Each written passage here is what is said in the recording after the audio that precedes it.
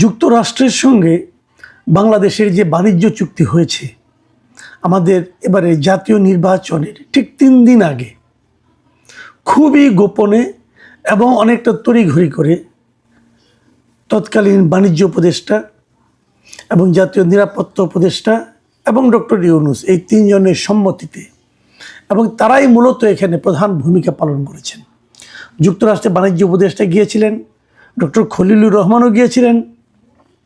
তারা যে এই চুক্তিটা সম্পাদন করে আসছেন, এমন এমন লোকজন চুক্তিটা করেছেন যারা কিন্তু এই চুক্তিটা বাস্তবায়নে তাদের কোনো দায় দায়িত্ব নাই। ওই সময় বাণিজ্য উপদেষ্টা যিনি ছিলেন শেখ বশিরউদ্দিন, উনি কি এই চুক্তি বাস্তবায়ন করবেন না, কিন্তু উনি চুক্তি একখানা করে দিয়ে উনি ওনার কাজে চলে গেছেন ব্যবসা বাণিজ্যে। কিন্তু এই চুক্তিটা বাস্তবায়ন করতে গেলে এটা কার গায়ের উপর চাপবে, কাদের কষ্ট হবে? কষ্ট হবে বাংলাদেশের জনগণের। এই চুক্তির মধ্যে এমন এমন সব ধারা আছে যে ধারাকে আপনি গোলামি চুক্তি বললেও কম বলা হবে। তো এইটা নিয়ে আমি এর আগে বেশ কয়েকবার বলেছি, মানে একদম শুরুর থেকে আমি বলছি, যেদিন থেকে এই চুক্তিটা কিন্তু আমাদের এই সরকার কিন্তু এখনো প্রকাশ করেনি, কিন্তু যুক্তরাষ্ট্রের পক্ষ থেকে চুক্তিটাকে প্রকাশ করা হয়েছে এবং এর প্রকাশিত হওয়ার পর চুক্তিটা প্রায় 32 পৃষ্ঠার একটা চুক্তি। এবং সেই চুক্তিটা পড়ার পর যারাই পড়েছেন তারাই কিন্তু হতবাক হয়ে গেছেন যে একটা স্বাধীন সার্বভৌম দেশ কি করে এ ধরনের একটা গোলামি চুক্তিতে স্বাক্ষর করতে পারে।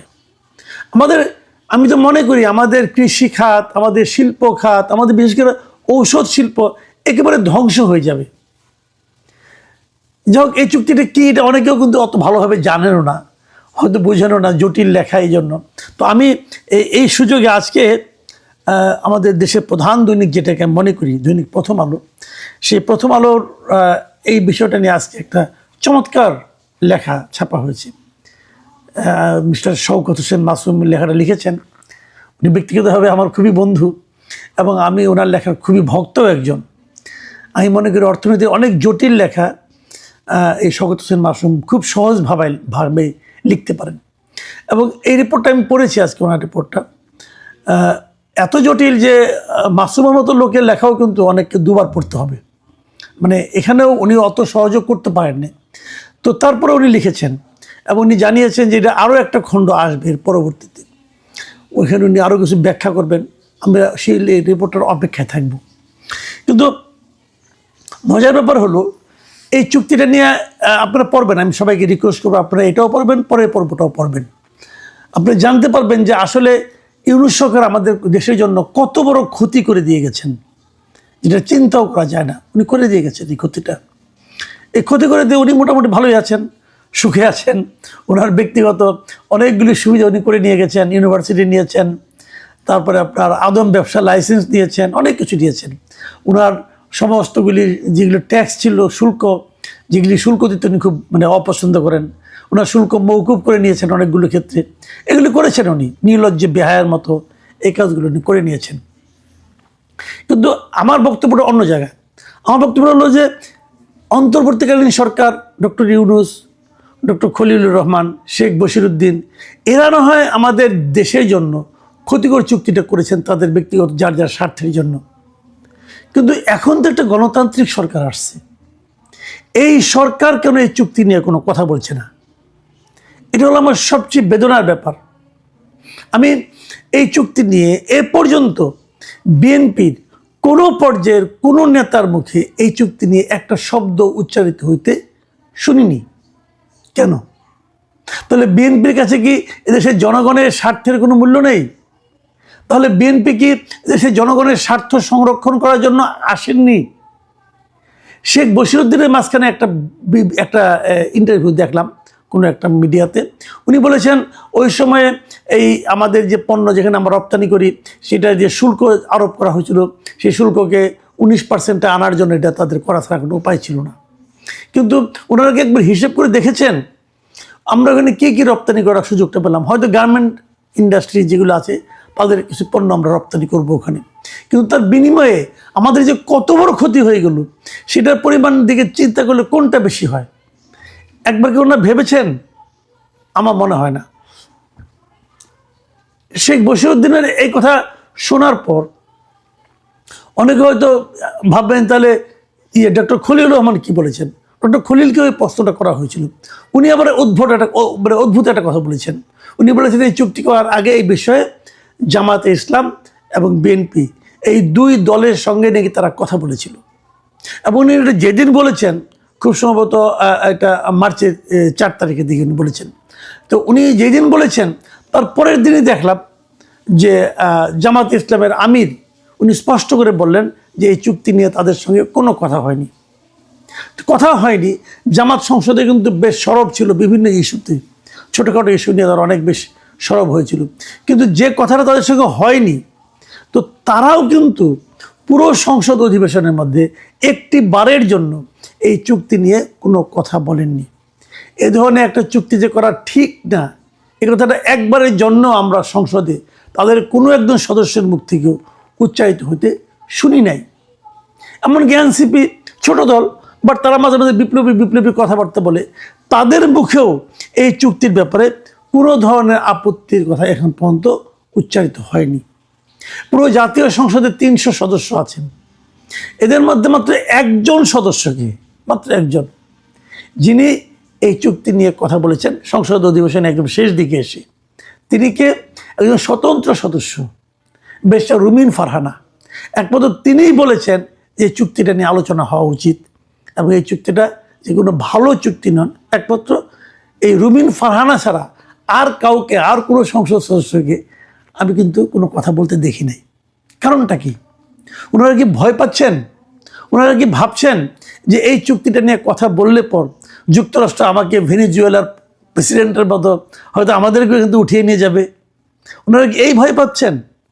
আমার ধারণা এই চুক্তিটাকে বাস্তবায়নের পরবর্তী পদক্ষেপ হিসেবেই ডক্টর খলিলুর রহমান এই সরকারের মধ্যে ঢুকতে পেরেছেন। আমার ধারণা উনি এই সরকারকে এক ধরনের জুজুর ভয় দেখিয়েছেন, যে যদি এই চুক্তিটা মানে বাস্তবায়ন করা না হয় তাহলে আপনাদেরকে এই ভয় হবে, আপনাদের এটা করবে সেটা করবে, এগুলি ভয় দেখিয়েছেন। এবং চুক্তিটাকে বাস্তবায়ন করার জন্য উনি নিজেকেও ওই জায়গায় ঢুকিয়ে নিয়েছেন পররাষ্ট্রমন্ত্রী হিসাবে, যে আমাকেও মন্ত্রিসভা রাখতে হবে, নাহলে কিন্তু যুক্তরাষ্ট্র মনে করবে যে এই সরকার হয়তো চুক্তিকে বাস্তবায়নের ব্যাপারে আন্তরিক নয়। আমার ধারণা এই জুজুর ভয় উনি দেখিয়েছেন, কিন্তু ওনার দেখানো ভয়ে, এই জুজুর ভয়ে সরকার প্রধান হয়তো ভীত হয়েছেন, নাহলে ওনাকে কেন উনি পররাষ্ট্রমন্ত্রী বানাবেন আমি জানি না, আমি বলতে পারবো না, কিন্তু কেন এটা করেছেন সেই ব্যাখ্যাটা তো ওনাকে সরকার প্রধানকে দেওয়া উচিত ছিল। আমি মনে করি যে এই ধরনের কাজ, এই ধরনের ব্যাখ্যাবিহীন বিভিন্ন কর্মকাণ্ড আমি মনে করি আমাদের জাতির জন্য একটা বড় ক্ষতিকর পদক্ষেপ। তো এখন কি হবে আমি জানি না কি হবে, কিন্তু আমি মনে করি এটা নিয়ে সরকার যত বিলম্ব করবে এই চুক্তি নিয়ে আলোচনা করা, তত সরকার কিন্তু বিপাকে পড়বে। দেখুন এরই মধ্যে কি হয়েছে, এরই মধ্যে বেশ কয়েকটা বাম দল, বেশ কয়েকটা উন্নয়ন মানে আপনার বিভিন্ন সংগঠন, এরা কিন্তু অলরেডি এটা নিয়ে আলোচনা করেছেন, প্রতিবাদ করেছেন, এবং তারা এটা নিয়ে নানা রকম মাঠেও নামছেন, সভা সেমিনার তো চলছেই। এর ফাঁকে আজকে দেখলাম যে একজন আইনজীবী এটা নিয়ে রিটও করেছেন, এবং এখানে রিট করে তারা এই চুক্তিটা যে বৈধ কিনা এই বৈধতাকে চ্যালেঞ্জ করে একজন আইনজীবী মোহাম্মদ মাইদুল ইসলাম পলক জনস্বার্থে একটি রিট আবেদন করেছেন। সেই রিট আবেদনের কী ফল হবে আমরা জানি না, হয়তো 2-1 দিনের মধ্যে আমরা জানতে পারবো, হয়তো সরকারকে জবাব দিতে বলা হবে আদালতের পক্ষ থেকে। শেষ পর্যন্ত কী হবে আমরা বলতে পারবো না, কিন্তু আমরা এটার অপেক্ষায় থাকবো কি হয়। এর মধ্যে এই চুক্তি নিয়ে আমার ধারণা বেশ কিছু সংগঠন আরও জোরে সোরে মাঠে নামবে এবং প্রশ্ন উঠতে থাকবে। এক পর্যায়ে হয়তো সরকার বাধ্য হবে এই সমস্ত প্রশ্নের ব্যাখ্যা এবং উত্তর দিতে, কিন্তু সেই ব্যাখ্যাটা যদি ওরা আগেই দিয়ে দেন, আগেই বলেন, তাহলেই কিন্তু আমি মনে করি তাদের মান সম্মান কিছুটা বাঁচবে।